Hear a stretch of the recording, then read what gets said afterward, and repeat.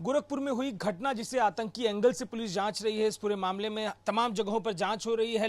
मुंबई से लेकर नेपाल के बॉर्डर तक हर तरफ पुलिस इस समय जांच कर रही है। सर, आप जिस तरीके से जुड़े हुए हैं संगठन से, आप मुझे ये बताइए कि जिस तरीके का पूरा ये घटनाक्रम घटा है, किन महत्वपूर्ण मुद्दों को आप देख रहे हैं? संगठन जो है आपका, जाकिर नाइक कई दिनों से जुड़ा हुआ पूरा मामला था, सरकार कैसे देख रही है जो पूरा इस्लामिक कट्टरवाद का मामला दिख रहा है? जाकिर नाइक के संगठन से जो जुड़े हैं वही आतंकवादी हो सकते हैं।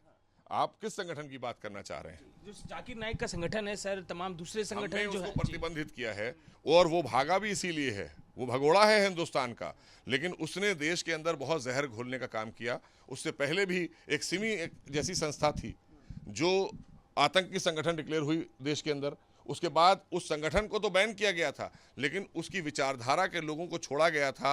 कोई all India Muslim personal law board में चला गया, तो कोई पीएफआई के साथ काम करने लगा। तो विचारधारा तो काम कर रही है ना, देश विरोधी विचारधारा तो काम कर रही है। हमें उस विचारधारा को भी कुचलना होगा। हमारी सुरक्षा एजेंसियां आदरणीय मोदी जी के नेतृत्व में लगातार काम कर रही हैं, लगातार देश को सुरक्षा प्रदान कर रही हैं, देश को सुरक्षित रख रही हैं। और आदरणीय योगी जी के नेतृत्व में उत्तर प्रदेश में भी हमारी सुरक्षा एजेंसियां लगातार आतंकी हमलों को नाकाम करने का काम कर रही हैं। मुर्तजा के जो फाइल का डेटा निकल के आया, उसके लैपटॉप से जो डेटा रिट्रीव किया जा रहा है, जांच निकल रही है, अरबी डेटा तमाम मिल रहा है, क्या लग रहा है आपको ये सब जो कि राष्ट्र विरोधी और तमाम कट्टरपंथी से जुड़ा हुआ डेटा है भारत में, कौन संगठन है ऐसे जो पहुंचा रहे हैं युवाओं तक, उनको इस तरीके से बरगला रहे हैं? मैंने कहा जिनके नाम आप ले रहे हैं, चाहे वो जाकिर नाइक हो या सिमी से जुड़े हुए लोग, क्योंकि सिमी एक संस्था थी, आतंकी संगठन बनाकर उसको डिक्लेयर किया गया, उसके बाद उसको बैन किया गया कांग्रेस की सरकार के दौरान। लेकिन उस विचारधारा के लोग आज भी घूम रहे हैं। कोई पीएफआई में है तो कोई all India Muslim personal law board में है।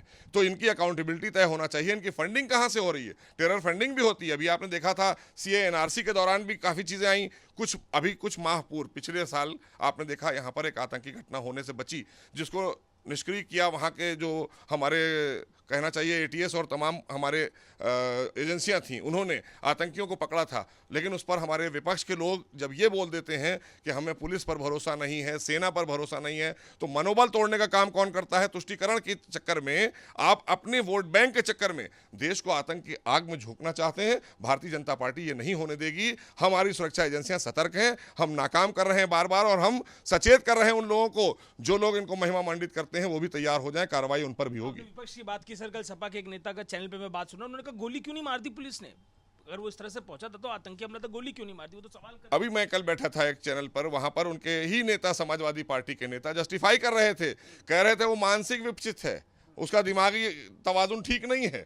तो आपको ये नहीं पता है कि वो एक धार्मिक संस्था में जा रहा था, एक मंदिर के अंदर घुसकर उसने वहां पर सुरक्षा कर्मियों पर हमला कर दिया। घर के लोगों पर क्यों नहीं हमला कर दिया? जब दिमागी दिवालिया था वो, तो घर के लोगों पर हमला कर देता। खाली उसको वो हमारे गोरखपीठ का ही मंदिर क्यों मिला जहां आदरणीय योगी जी जाते हैं? तो ये अपने आप में बहुत बड़ा एक आतंकी घटना को अंजाम देने की साजिश को नाकाम किया है हमारी सुरक्षा एजेंसियों ने।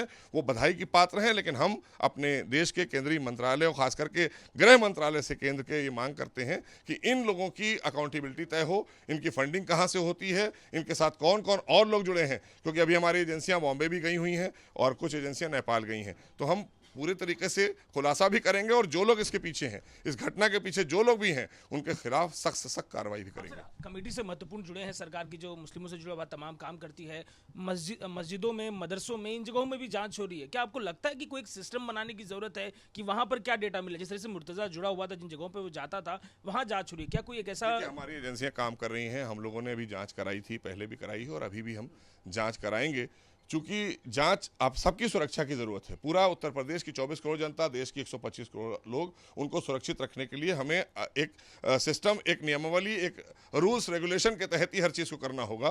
कोई चीज़ हम आज़ादी से यूं नहीं कर सकते कि मन है तो ऐसा कर दिया, मन है तो वैसा कर दिया।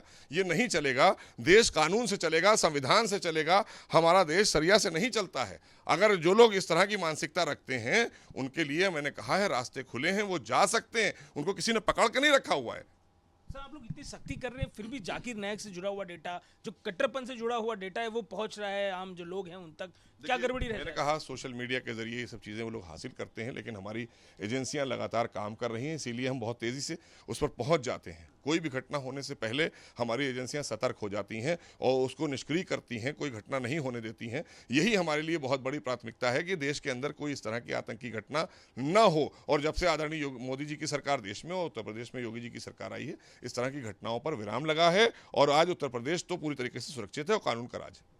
मोहसिन रजा हैं जो बता रहे हैं कि गोरखपुर में मुर्तजा की जो घटना घटी उस पूरे मामले में जांच कार्रवाई जारी है। कैमरा पर्सन राजेश पांडे के संग अजय दुबे, AP न्यूज़, लखनऊ।